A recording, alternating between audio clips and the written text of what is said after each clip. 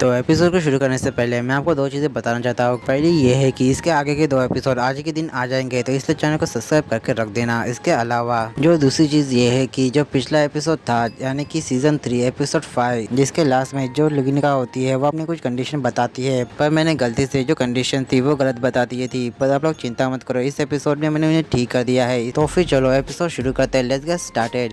Episode की शुरुआत में हमें एमिली को दिखाता है, जिससे ये लड़की जिसका नाम सिल्फी होता है वो कहती है कि अब तो आप समझ चुके होगी, आपके पास कोई दूसरा ऑप्शन नहीं है, इसलिए आप ये कपड़े पहन लीजिए। एमिली जो होती है उसे पूछती है कि यहाँ पे असल में और कितने आर्क बिशप है। सिल्फी बताते है कि यहाँ असल में 4 आर्क बिशप है, जिनमें से रेगुलर समय एक है जो असल में रिप्रेजेंट करता है ग्लूटोनी को, और बाकियों की अगर बात की जाए तो वो है लस्ट, रात और ग्लूटोनी। और अभी जो ब्रॉडकास्ट करी थी वो असल में लस्ट थी। एमिलिया कहती है कि जो लस्ट है वो सिल्वर हेड बालों वाली लड़की के बारे में बात करी है, वो असल में मैं ही हूँ। जिस पे सिल्फी हाँ कहती है और वो एमिलिया से कहती है कि आपको ये कपड़े पहन लेने चाहिए। तभी जो एमिलिया होती है वो कहती है कि क्या सुबारू मुझे बचा पाएगा। सिल्फी उसे पूछती है क्या कि ये सुबारू कौन है, जिसका नाम आपने बहुत बार लिया है। एमिलिया बताते है कि सुबारू असल में उसका नाइट है, और यही मशीन शिफ्ट होकर हमें सुबारू को दिखाता है जो एक अलग ही जगह पे होता है। उसके मुंह से कुछ तो निकल रहा होता है और उसके चारों तरफ महाबीस्ट होते हैं। तभी प्रेस्टिला सुबारू से कहती है कि तुम कब तक सोओगे। हमें पता चलता है कि असल में ये सुबारू का एक ड्रीम होता है। तभी सुबारू देखता है कि वहाँ पे काफी ज्यादा पानी होता है, इसलिए वो प्रेस्टिला से पूछता है कि क्या यहाँ पे बाढ़ आई थी, जिसपे प्रेस्टिला हाँ कहती है। पर तभी हमें देखने को मिलता है कि प्रेस्टिला से पीछे से लियाना निकलती है। लियाना जो होती है वो सुबारू से कहती है कि मुझे खुशी है कि तुम ठीक हो, जिसपे सुबारू कहता है कि मुझे भी कभी तो खुशी हुई कि तुम ठीक हो। तभी जो सुबारू होता है वो प्रेस्टिला से पूछता है कि आपकी सिचुएशन क्या है। प्रेस्टिला बताते है कि बाहर आने के बाद यहाँ पे एक ब्रॉडकास्ट हुआ था जिसमें उसने और भी चीजों की डिमांड की थी। सुबारू जो होता है वो समझ आता है कि ये ब्रॉडकास्ट असल में लुगिनिका ने किया होगा।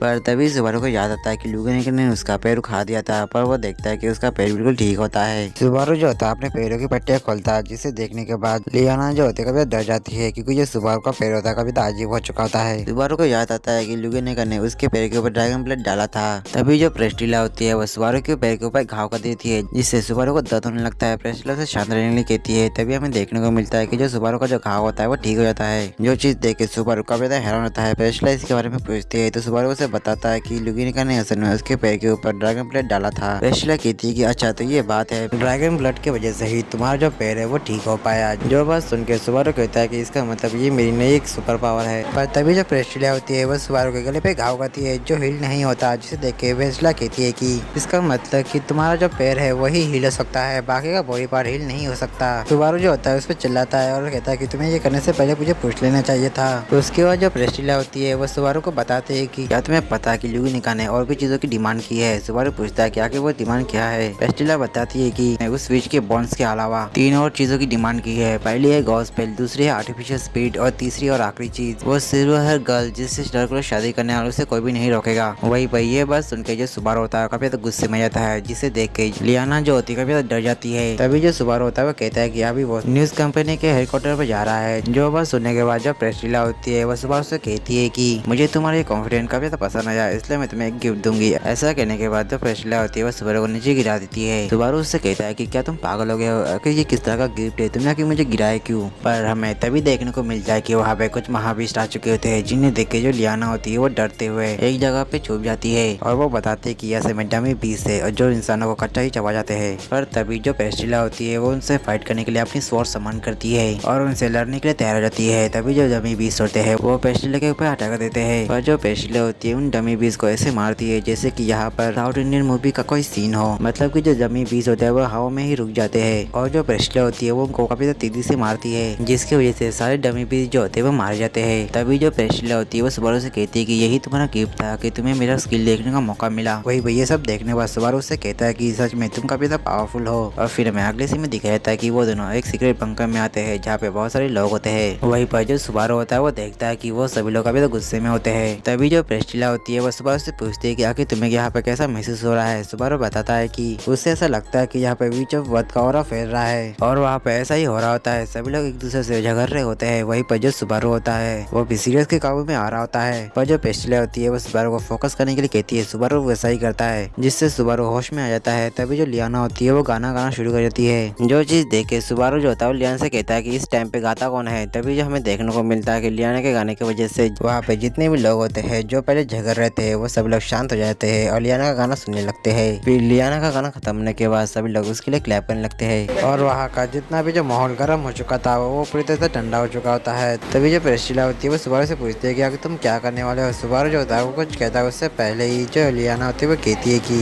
हम लोग बाकी के जो शेल्टर है वहाँ पे जाएंगे और वहाँ पे जाके मैं गाना गाऊंगी जिससे जितने भी लोग सीरियस के वश में है उन सभी लोगों को मैं आज़ाद कर सकूँ। तभी सुबारू कहता है कि तुम सच में काफी अच्छा काम कर रहे हो और शायद से हम लोग ऐसे करते करते हेडक्वार्टर के पास भी पहुंच जाएंगे। और यही पश्चिम बदल के हमें एमिली को दिखाया जाता है जिससे जो रेगुलस होता है वो कहता है कि तुम इन कपड़ों में काफी अच्छी लगती हो, पर तुम्हारे चेहरे को देख के ऐसा लगता है कि तुम काफी उदास हो। जिसपे सोफिया बताती है कि शायद से वो लुगिनिका की बातें सुन के काफी ज्यादा डरी हुई है। जिसपे रेगुलस कहता है कि वो तो बेवकूफ है, तुम उसकी बातों पे ध्यान मत दो। एमिलिया कहती है कि ऐसा कुछ भी नहीं है, मैं बस थकी हुई हूँ और शायद से आराम करने से सब कुछ ठीक हो जाएगा। रेगुलस कहता है कि कोई प्रॉब्लम नहीं है, तुम आराम कर सकती हो। वैसे भी मेरी जो बाकी की जो वाइफ है वो हमारी शादी की तैयारी है जोर जोर से कर रही है। फिर जो रेगुलस होता है वो एमिलिया को बताता है कि उसकी अब तक 291 वाइफ अब तक बन चुकी है, जिनमें से बहुत सारी मारी भी जा चुकी है और अब बस 53 वाइफ ही बची हुई है और एमिलिया जो है वो जल्दी उसकी 54 वाइफ बनने वाली है। तभी जो एमिलिया होती है उसे जानने लगती है। तभी जो रेगुलस होता है वो सिल्फी से कहता है कि तुम्हें पता था ना कि एमिलिया उदास है, ऐसा कह के वो उसके ऊपर अटैक कर देता है, पर जो एमिलिया होती है उसे बचा लेती है। तभी रेगुलस कहता है कि लगता है मैं कुछ ज्यादा ही भावना में बह गया हूँ, ऐसा कह के वहाँ से चला जाता है। तभी जो एमिलिया होती है वो सिल्फी से कहती है कि क्या तुम ठीक हो, जिस पे सिल्फी कहती है कि हाँ मैं ठीक हूँ और आपका शुक्रिया मुझे बचाने के लिए। एमिलिया देखती है कि उसे तो कुछ फर्क नहीं पड़ रहा होता है और उससे कहती है कि तुम देखा नहीं कि वो तुम्हें मारने वाला था, जिस पे सिल्फी कहती है कि क्या फर्क पड़ता है अगर रेगुलर समय मुझे मार भी दे।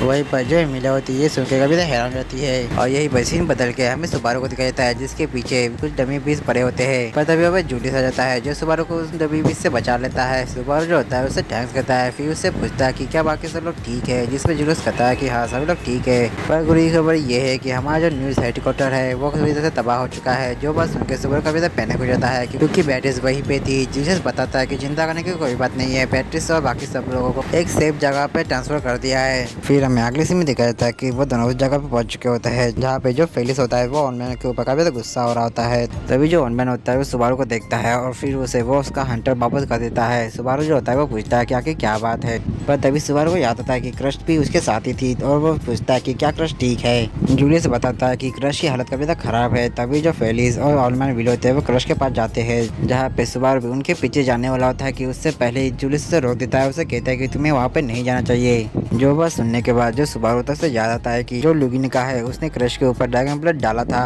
और फिर हमें एमिलिया को दिखाया जाता है जो अपना आइस का पुतला बनाकर अपनी जगह पे रख देती है और वहाँ से भागने लगती है। तभी वो एक विंडो के पास आती है जहाँ पे उसे रेगुलर दिखता है जो मीडिया पे किसी के पास बात कर रहा होता है, जहाँ पे रेगुलर काफी गुस्से से उस पर्सन से कह रहा होता है कि मैं बस शांति से अपनी शादी करना चाहता हूँ, तुम्हें जो करना है तुम कर सकते हो और वैसे भी मैं तुम्हें देख सकता हूँ। वहीं पर जो एमिलिया होती है ये सब सुन रही होती है। तभी वहाँ पे रेगुलर की एक वाइफ होती है और उसे बताती है कि मास्टर सब कुछ तैयार है, जिसके बाद जो रेगुलर होता है वो उसके साथ चल जाता है। और वहीं पर जो एमिलिया होती है वो कहती है कि अगर मुझे कुछ करना है तो मुझे सुबारू और बाकी सबको ढूंढना होगा। और फिर हमें अगले सीन में सुबारू, जूलियस और अनिताशा को दिखाया जाता है जहाँ पे जो अनिताशा होती है वो सुबारू से सीधे पूछ लेती है कि जो बैटरी है वही आर्टिफिशियल स्पीड है ना, जिसपे सुबारू हाँ कहता है। उसके बाद सुबारू उन्हें बताता है कि मुझे तुम्हें एक और चीज बतानी है गॉस्पेल के बारे में। वो बताता है कि गॉस्पेल टोटल 2 है पर अभी के टाइम पे वो दोनों ही डिस्ट्रॉय हो चुकी है, पर लेकिन उनकी हिम्मत कैसी हुई कि एमिली को मुझसे दूर करने की। अनिताशा कहती है कि तुमने सही कहा, अभी के टाइम पे हम की कोई भी कंडीशन पूरी नहीं कर सकते।